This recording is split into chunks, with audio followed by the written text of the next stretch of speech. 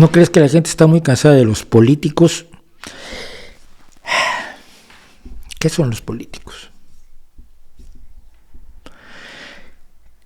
La campaña de desprestigio de la labor del político, que es el administrador público, es el que hace efectiva la voluntad popular a través de la administración y la gestión de los bienes de todos, es parte del embate contra la democracia que estamos sufriendo.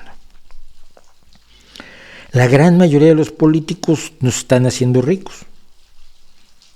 Por lo menos no en países donde la corrupción no está en todos lados, donde todos son corruptos o donde prácticamente es imposible sobrevivir sin corromperse.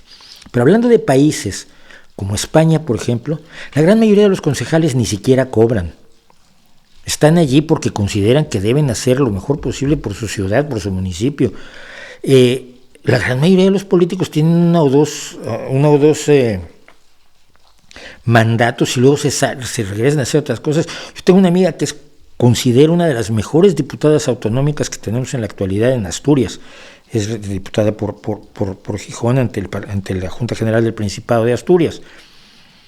Y lo va a dejar para regresar a su trabajo como profesora. Y yo le digo, no lo hagas, te necesitamos allí. Pero no, ella ya tiene su plaza, ya está dando clases. De hecho, se ha quitado el sueldo, se ha reducido el sueldo de diputada para poder cobrar su sueldo como profesora y hasta que termine esto. Eso es la mayoría, pero no solo los de izquierda, también los de derecha. La mayoría de la gente actúa porque cree en sus convicciones y desea imponer o promover o hacer efectivas sus ideas y las ideas de las personas que les votaron.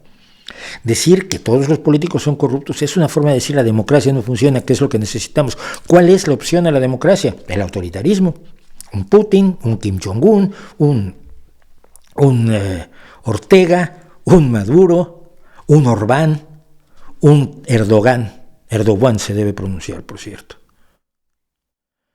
Hagamos a un lado la democracia y tengamos una tiranía, un dictador que decida por todos nosotros. ¿Sí? Seguro. Hay mucha gente que dice que es la mejor solución.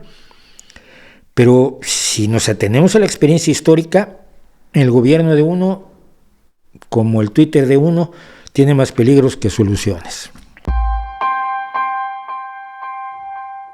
La gente está desconfiada, esto es importante, sí. Dice que la gente está desconfiada de los políticos porque creen que no les creen porque no cumplen. Ya, pero es que no cumples cuando no puedes, no porque seas malo. Y hay muchos casos. En España lo hemos vivido cuando fue necesario. Había que reformar o que sustituir una reforma laboral lesiva para los trabajadores. Pero los gobiernos no tenían los votos suficientes para hacer eso.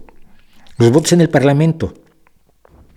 O a veces haces promesas de cosas que se podrían hacer si tuvieras el dinero.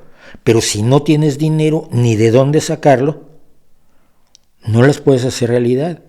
En este momento hay un debate, se necesita más personal en la sanidad española, perfecto. Y a todos los que lo dicen les pregunto yo, ¿cuánto más estás dispuesto a pagar de impuestos?